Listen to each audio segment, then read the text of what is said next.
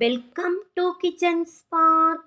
இன்னைக்கு நம்ம கிச்சனில் என்ன பார்க்க போகிறோன்னா கூலாக கோல்டு காஃபி தாங்க பார்க்க போகிறோம்.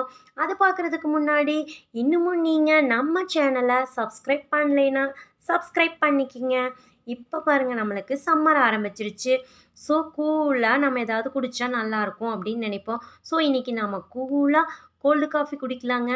வாங்க நம்ம கோல்டு காஃபி எப்படி போடலான்னு பார்க்கலாம்.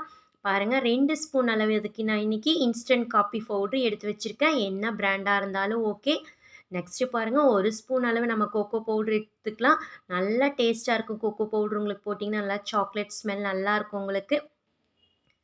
நெக்ஸ்ட்டு பார்த்திங்கன்னா, லைட்டாக சூடு பண்ண பாலில் இதை கரைச்சிக்கலாம்.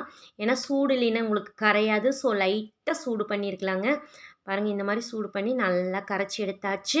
நெக்ஸ்ட்டு இது மிக்ஸி ஜாரில் தான் நம்ம போட்டு அடிச்சுக்க போகிறோம். பார்க்கலாங்க. பாருங்கள், இந்த மாதிரி நான் ஒரு மிக்ஸி ஜார் எடுத்து வச்சுருக்கேன். இன்றைக்கி பார்த்தீங்கன்னா ஒரு 2 கப் அளவு பாலை நான் 1 ஹவருக்கு நான் ஃப்ரிட்ஜில் வச்சு நல்லா கூல் பண்ணி வச்சுருக்கிறேன். அப்புறம் பாருங்கள், நம்ம மிக்ஸ் பண்ணி வச்ச இந்த கோகோ பவுடரும் காஃபி பவுடரும் இதில் ஆட் பண்ணிக்கலாம். அப்புறம் பார்த்திங்கன்னா சாக்லேட் சிரப் எடுத்துக்கலாம். ஒரு 2 ஸ்பூன் அளவு நீங்கள் சாக்லேட் சிரப் எடுத்துக்கலாம். நல்லா டேஸ்ட்டாக இருக்கும் உங்களுக்கு சாக்லேட் சிரப்பு. நெக்ஸ்ட்டு உங்களுக்கு ஸ்வீட்டுக்காக பார்த்திங்கன்னா ஒரு 1/4 கப் நான் சர்க்கரை எடுத்துக்கிறேன். அப்புறம் ஐஸ் க்யூப் எடுத்துக்கலாம். நீங்கள் ஐஸ் க்யூப் ஆல்ரெடி எனக்கு பால் கூலாக இருக்கிறனால ஒரு 3 ஐஸ் க்யூப் மட்டும் எடுத்திருக்கேன். இதை நல்லா நீங்கள் நுர ததும்ப அடித்து எடுத்துக்கலாம். பாருங்கள், நல்லா அடித்து எடுத்தாச்சு. நல்லா நுர ததும்ப ரெடி ஆயிருச்சு. இது சர்வ் பண்ணுறதுக்கு தயாராகிடுச்சுங்க.